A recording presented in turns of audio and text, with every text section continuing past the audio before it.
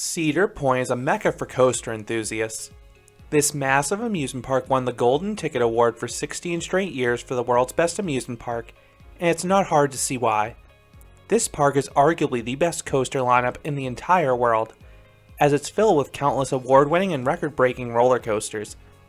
But this park is about so much more than just the coasters. It is a full-fledged resort with something for everyone. Find out why Cedar Point should be on everyone's bucket list in this review. Cedar Point is one of the oldest amusement parks in the country. It just recently celebrated its 150th anniversary as it opened way back in 1870. Located on a peninsula on the banks of Lake Erie, this park started as a public beach before transforming into one of the world's largest amusement parks. This park currently has 16 different roller coasters, and it has had 34 over its illustrious history. The park is notable for its penchant for adding record-breaking coasters. Corkscrew opened in 1976 as the first coaster with 3 inversions. Gemini opened in 1978 and was advertised as the world's tallest and fastest coaster. Magnum XL 200 opened in 1989 as the world's first full-circuit hypercoaster, or the first coaster to break the 200-foot barrier.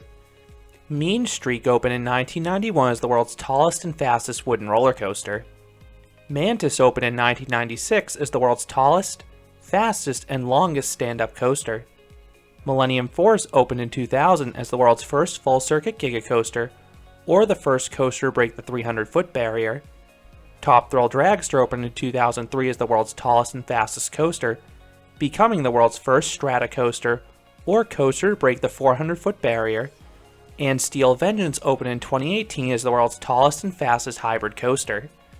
That is just a taste of the records that Cedar Point has broken over the years. These world-famous coasters are the main reason that Cedar Point is one of the highest attended seasonal parks in the world. This is both a blessing and a curse for guests. Cedar Point always seems to add a new roller coaster every few years, but the park always seems to be mobbed. If you visit this park on a day with minimal crowds, consider yourself lucky. The big coasters routinely have hour-plus waits. That's not a fault of the park or the operators. Most rides run at their maximum capacity every single day of the year. The coasters here are capacity machines. Between all the trains on the track and fairly fast dispatches, lines will move. They're just long. This is also one of those parks that's not very bag-friendly. To keep load times fast, many rides do not allow loose articles to be stored in the ride platform. That means you need to pay a few dollars to put your bag in a locker at a few rides, or you can purchase an all-day transferable locker for roughly $10. Now it is a pricey upcharge, but I would consider purchasing the park's Skip the Line pass. You have Fastlane and Fastlane Plus. I always go with the latter because it includes the park's 4 most popular coasters. It can cost between $114 and $160 as of 2022, but is the best way to maximize your visit, especially if the park is busy. There are ways to navigate the park without Fastlane though, and I'll touch on that later in this review. I first want to cover the park's setup and some additional operational notes that can impact your visit. I think you need at least 2 days at Cedar Point, and I could easily spend more time there. Because of the quantity and quality of the coasters, there are a ton of attractions you'll want to re-ride, so you likely will want to stay near the park. Cedar Point is located in Sandusky, Ohio on a peninsula. Cedar Point features 5 different hotels. 2 are on property, and 3 are off-site. I have stayed at 3 of their hotels over the years. The best of the bunch is Hotel Breakers. Located right next to the beach in the park's Magnum Gate entrance, this lavish hotel is pricey, but you're paying for convenience and quality. This is the best option for those who want to head back to their room midday for a break. The other hotel within walking distance of the park is Lighthouse Point, but I've not stayed there at those cabins. I have stayed at 2 of the 3 hotels that are off the peninsula though. These hotels are roughly a 5 to 10 minute drive. The only road servicing the park is the causeway, and it's for motor vehicles only, so you cannot walk. And if you're driving, remember to keep your eyes on the road. I know it's easy to get giddy at Cedar Point's incredible skyline. You're gonna need a car to get to Cedar Point, unless you have a boat and go to the marina, especially because the hotels oddly do not include a shuttle service. Castaway Bay is a solid hotel. The main selling point is a small indoor water park. There's a short but fun water coaster, plus a few solid body slides. The Express Hotel is the cheapest hotel. It's comparable to a Choice Hotel, but it is the cheapest accommodation that gives you all the on-site perks. The other hotel off-site is new for this year, so I haven't stayed there. The biggest perk is early entry. This allows you to enter the park 1 hour earlier than the posted operating time. This is extremely valuable time to knock out some of the park's headlining attractions with minimal waits. However, you can also get this perk with an annual pass. The Gold Pass exclusive to Cedar Point costs $135, and the Platinum Pass good for all Cedar Point properties costs $230 as of 2022. Meanwhile, day tickets cost $85 at the ticket booth, but you can purchase them online for a discount at roughly $50 to $65. Parking is an extra $25 per day, so if you plan to visit multiple times, the season pass is a smart option. The most economical overnight option is to stay at one of the brand hotels in Sandusky, especially since you're likely going to be spending very little time in that hotel room anyway. Cedar Point has long hours, as it's open from 10 a.m. until 10 or 11 p.m. in peak summer season. Night rides at this park are amazing. The park has so much energy after dark. Many operators are fellow coaster enthusiasts, so they hype guests up for their rides. I strongly recommend Millennium Force and Steel Vengeance in particular at night. Now, one thing to watch out for though are the bugs. Cedar Point is notorious for mayflies. They don't bite, but they will swarm the coasters at night, and also early in the morning. I have come off coasters here with my arms and glasses covered in squashed bugs, so I do not recommend screaming at these times unless you love the taste of bugs. When you arrive at the park, you have 2 different parking lots and 4 different entrances. The main parking lot and main entrance are at the front of the park. You also have the marina entrance near Valraven, and another entrance off the boardwalk by Windseeker. Then you have a second parking lot in the back with convenient access to the Cedar Point Shores Water Park, and the Cedar Point entrance by the Magnum XL200 gate. During normal operating hours, guests can park at either lot and enter through any gate. But the park changed their early entry procedures in recent years. Breakers and Lighthouse Point guests can use the Magnum and Windseeker gates, but everyone else must use the main entrance. In past years, you could enter through any gate. The reason it's so important to consider your parking lot and entrance gate is because of the sheer size of Cedar Point. This park spans 364 acres. It is roughly 1 mile from the main entrance to the very back of the park. There is a sky ride in the front section of the park, and a train in the back half that can help you get around, but you're going to do a ton of walking at Cedar Point no matter what. Cedar Point is a very long and narrow park. The front half has rides placed all about, while the back half forms a loop. I always wish there were paths that would cut through the middle of this section. Rides like Top Thrill Dragster or Millennium Force may seem close, but you have to walk all the way around the park to get to them. The park is easy enough to navigate though, it's just large. One other interesting policy is that Cedar Point does allow guests to run. That is strictly forbidden at most parks in the US. But whenever Cedar Point opens, there's always a running of the bulls and the employees will not stop anyone. One of the biggest things that can impact your visit to Cedar Point is the weather. There are 3 things to watch out for: thunder, rain, and wind. Thunderstorms are problematic for any amusement park. The good thing with Cedar Point is they will almost always stay open. Last year, a massive thunderstorm rolled in around 4 p.m., shutting everything down. The park was scheduled to close at 8 p.m., and rides finally opened just 15 minutes prior to closing. Cedar Point will close quite a few rides in the rain though. Top Thrill Dragster and Gemini will close in any precipitation, and the park has been known to close some of the other large ones in light drizzles. If you can wait out a thunderstorm and rainstorm, crowds should be light, which can make up for the time the rides are unavailable. The biggest issue with Cedar Point is wind. The park's location on the peninsula offers some of the best views of any amusement park, but this exposed setting makes the rides more susceptible to wind closures. Top Thrill Dragster and Windseeker will close in a light breeze, but the B&Ms towards the front half of the park are also likely to close on a gusty day. If winds are in the forecast, prioritize those rides accordingly. So how you plan your day depends if you have early entry and what the weather looks like. The early entry rides can change by day and year. As of 2022, the park's two most popular roller coasters in Steel Vengeance and Maverick are not included. My go-to attraction during early entry has always been Millennium Force. My favorite seat on that attraction is the front row by far, and it's usually just a 2 to 3 train wait first thing in the morning. And if you're lucky, the Magic Gate will be open, allowing you to walk right from the exit platform right back into the station. I would then head towards Maverick and Steel Vengeance once official park opening time hits. Those without early entry will take at least 20 minutes to reach those attractions, so you should encounter their shortest waits of the day. The front half of Cedar Point, particularly those trio of B&Ms, gets swarmed at opening. If you wait until the second half of the day to hit rides like Gatekeeper and Raptor, you should have manageable waits for them. If winds are in the forecast later in the day, I would prioritize the B&Ms at the front of the park during early entry and hit Top Thrill Dragster first. That is especially true for the latter if there's an afternoon storm.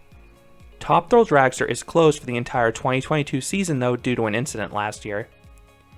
If you don't have early entry, you want to move towards the back of the park as quickly as possible once opening time hits, heading towards Steel Vengeance and Maverick. If Valraven, Millennium Force, and/or Top Thrill Dragster have a short wait along the way, feel free to grab a ride in those coasters. You then can return to the front half of the park on the second half of the day. On the topic of ride availability, Cedar Point will usually have most rides open from Memorial Day to Labor Day. The park can struggle with staffing early and late in the season though, so it is possible to encounter ride closures for the spring weekends and Halloween events. Moving on to the ride lineup, Cedar Point has the world's best coaster lineup. You have powerful launches, ejector airtime, floater airtime, speed, inversions, and so much more. You have many different coaster types with unique layouts that are some of the best of their genres. The best of the bunch is Steel Vengeance. This is arguably the best coaster in the world for ejector airtime. Heck, it may just be the best coaster outright. This Rocky Mountain Construction hybrid conversion of former Main Street is an airtime machine, offering nearly 30 seconds of weightlessness. The first half focuses on power and speed, with the highlights being the top hat and the giant outward bank, which are two of the best hills in the world for sustained ejector. The second half feels more like a conventional RMC, but getting that on top of the elite first half is truly world class. This coaster is glass smooth, super long, and engaging start to finish, which is why I love it so much, as I mentioned in a review. Right next door is Maverick. This intimate creation is a jack of all trades. This is an intense little ride, with an ejector airtime filled beyond vertical drop, extremely snappy transitions, several other strong airtime hills, 2 solid inversions, and a powerful launch. This coaster is super fast paced and varied, which is why I think it's a top-notch coaster, as I mentioned in a review. Millennium Force is another Intamin. This Giga coaster must be experienced up front. The sense of speed is world class. You rocket past trees and whiz through Millennium Island, never slowing down. The ride also has some solid floater airtime on the camelbacks, and especially on that massive first drop if you're in the back. Then that initial overbank always gives me one of the strongest grayouts of any attraction. This ride is just pure fun, and check out my review if you want to hear more. Top Thrill Dragster is the park's tallest and fastest coaster. It dominates the skyline. It is extremely temperamental, both due to mechanical and weather issues, and it is closed for 2022, but it is an absolute rush when it's open. The hydraulic launch is one of the best out there, between the anticipation and raw power. Then the top hat delivers a wonderful view with some airtime and laterals as well. The ride is over in a flash, but you're traveling about as fast as the Flash. The park also features a quartet of B&Ms. Valraven gets a lot of flack from coaster enthusiasts, but I think it's a good dive coaster. The views on that first turn are incredible, and the 2 vertical drops offer nice airtime. The rest of the layout is also pretty good for a dive coaster, with a few extra inversions, including that hang time filled 0G roll. Raptor is a snappy B&M invert. The train is really whipped through the inversions, particularly the unique Cobra roll. The ride can have some light headbanging on the transitions though, but it's still a good invert after all these years. Gatekeeper makes quite the presence as you walk into the park. The giant dive drop is placed next to the beach, and there are 2 inversions placed over the main entrance. This coaster has some fun and floaty inversions, juxtaposed by that forceful valley after the dive drop. Rougarou used to be a stand-up coaster, but it was transformed into a floorless coaster over the past decade. This causes it to have a unique layout for a floorless. The first half is pretty good, and I love the force in that inclined loop. But the second half is a lot slower, and it has some questionable transitions during the twister section. Blue Streak is the park's lone remaining wood coaster, and is a classic. The simple out and back layout has several solid pops of airtime, and if you avoid a wheel seat, it's fairly comfortable. I have an entire review in this ride as well, but it's a guilty pleasure of mine at the park, and I think it looks great with that blue paint scheme. The park also has a quintet of arrows. Magnum XL 200 is the most notable of the bunch. This hypercoaster is a brilliant setting, running along the water and the water park. The first half has some floater airtime, but the second half is the highlight. You get some of the most powerful and abrupt ejector airtime on the planet on those triangular shaped bunny hills. You actually want your seatbelt as tight as possible, or else the unforgiving lap bar can cause some discomfort. This coaster is unrefined, but that is what allows it to pack a punch. Gemini is a nice racing coaster. If you want both credits, try to ride this midday. Sometimes it only runs one side early and late in the day. The layout is filled with steep drops with nice pops of airtime. Now the racing element isn't executed as well as other coasters, but it still adds a unique dynamic you cannot get on Cedar Point's other coasters. Corkscrew is one that may look better than it rides. I love how the corkscrews are placed directly above the midway. However, this ride is pretty jerky. The turns and corkscrews can knock your head about, and the valleys can throw you down. But that vertical loop is forceful, and you get 2 spots of airtime on the drop and camelback. Cedar Creek Mine Ride and Iron Dragon both do a lot of meandering. They aren't the best for thrill seekers, but they're solid options for families and younger guests. These 2 coasters are scenic though. Camp Snoopy has 2 junior coasters for kids. Woodstock Express is an extended Vekoma roller skater. This one has a noticeable shimmy to it, but is certainly more comfortable and dynamic than your average junior coaster. Wilderness Run is the first ever coaster built by Intamin, and is the park's true kiddie coaster. Adults can only ride it with a child. In the past, enthusiasts could get the credit by getting a special card at guest relations, but that practice has been discontinued. Cedar Point has 3 separate kiddie areas. Camp Snoopy is the largest and best of the bunch. You have a laid-back woodsy aesthetic, plus a sizable collection of rides. Some are exclusively for kids, while others can comfortably accommodate parents as well. Planet Snoopy and Kitty Kingdom are towards the front of the park. These 2 areas are smaller, but children will find plenty to do. I think Kitty Kingdom looks and feels a bit antiquated though. It could use a refresh. I think Cedar Point has an extremely underrated flat ride collection. I touched on the kiddie rides, but you also have a deep mix of family and thrill rides. There are plenty of spinning rides, plus a few unique attractions I want to highlight. Power Tower features 4 275-foot or 91-meter tall S&S drop towers. 2 of them are space shots blasting you up to the top, and 2 are turbo drops blasting you down. All 4 give awesome views, but they aren't the most powerful drop towers out there, only giving little pops of airtime. Windseeker is the best attraction to take in the sights.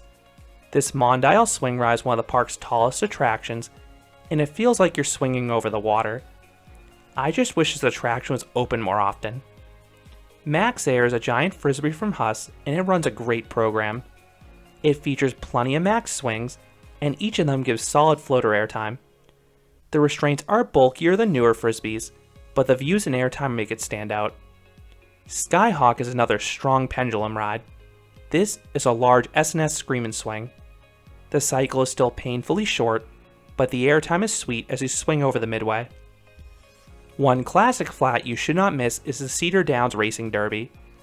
There are only 3 of these high-speed carousels left in the world, and it's neat traveling that fast on a horse with 0 restraints. For water rides, you have 2 options. Thunder Canyon is a solid Intamin Rapids ride. Very little of the course can be seen off-ride, and the waterfalls can absolutely soak you. Snake River Falls opened as the world's tallest and fastest water ride way back in the 90s. The drop, while tall, is unfortunately trimmed and it's not too wild. However, the resultant splash will soak you. Then you also have the Cedar Point Shores Water Park next door. This is a separate ticket from the dry side. If you're coming from a distance, I don't think this should be a priority. Most slides are just okay. The one great one is Point Plummet, a wild and fast trapdoor slide, but you can find a clone of this ride at other Cedar Fair parks as well. The final ride of note is Snake River Expedition. This is a quirky boat ride that feels like a western ripoff of the Jungle Cruise. You have some animatronics, but the focal point of the experience is the spiel of your driver. Cedar Point used to have Challenge Park with a series of upcharge attractions, but this was removed for a water park expansion in 2016. Both the Slingshot and Sky Coaster were instead placed in the main park. Occasionally you can get discounted rides on them if you have a season pass, if they're of interest to you. Then there are 3 other notable attractions. First, Cedar Point features a giant arcade towards the front of the park. It used to feature a larger collection of classic games, but now it features a more modern fleet of games. Second, there's a history museum. This features a collection of old photos and models from both past and current coasters. Cedar Point is a park that should and clearly is proud of their history. These 2 options are great on rainy days if there's a thunderstorm. Third, you have Forbidden Frontier, which is an immersive story-driven area. I have only been over there to take photos of Millennium Force, but the entire area reminds me of something like Colonial Williamsburg or Jamestown, between the buildings and character interactions. Then at Halloween, Cedar Point also features a series of haunted walkthroughs. I've only visited during the summer months, but Cedar Fair haunts are typically a cut above the ones at Six Flags parks. Beyond the attractions, Cedar Point is just a pleasant park. The park doesn't have too much theming, but it doesn't need it. The park has a cheery atmosphere and it looks great. The front half of the park is pretty open, but it is bright and colorful. The park is extremely well maintained. The back half is equally as nice looking, but you also have a few woodsy sections too. The best area by far is the Frontier Trail. This walking path between Millennium Force and Frontier Town is a quiet section with old-fashioned western buildings, craft shops, and farm animals. This area feels like something from a Herschend park. It's easily the nicest themed area at Cedar Point. You also have the boardwalk that runs along the edge of the park. If you want a break from the hustle and bustle of the main park, this can be a relaxing way to get from the back half of the park to the front half, or vice versa. It is surreal having a major amusement park like this just a stone's throw away from the beach. Cedar Point has dozens of food options. There are a variety of full service and quick service places I would recommend. They are pricey, but the quality is good. The best restaurant here by far is The Melt. This place makes upscale grilled cheese sandwiches, and they are massive and delicious. The other place I recommend for a sit-down meal is Chicky and Pete's. You can find this sports bar at a lot of Cedar Fair parks. The crab fries are outstanding, and their main dishes are solid too. For quick service options, I love the fries by Gemini. I also like Pink's hot dogs and Chick-fil-A. The latter is surprisingly affordable for a theme park. However, it often has a line longer than most rides. If you love coaster merchandise, you are in luck. Many of the major coasters have their own designated gift shop near the exit, with a plethora of shirts and magnets. The success of Cedar Point is what led to the creation of Cedar Fair. While that chain has gone on to be one of the biggest and best in the United States, Cedar Point was still their starting point, and it is their flagship park. I cannot recommend this park enough. It is a must for coaster lovers, and the park has plenty to cater to kids and families as well. The biggest downside with this park is the high crowds. Fast lane feels like a necessity many days to have an enjoyable time here. That is why I always budget for it to maximize my day at America's Roller Coaster. The ride offerings here truly are spectacular. There are a few theme parks I prefer to Cedar Point, but no amusement parks that I prefer. So those are my thoughts on Cedar Point. What are your thoughts on this world-class amusement park? Do you agree it is the world's best coaster park? Let me know your thoughts down in the comments. If you enjoyed this review, I'd appreciate it if you gave this video a like, and you considered subscribing, because there'll be a lot more roller coaster and amusement park videos here at Canopy Coaster. Thanks for watching.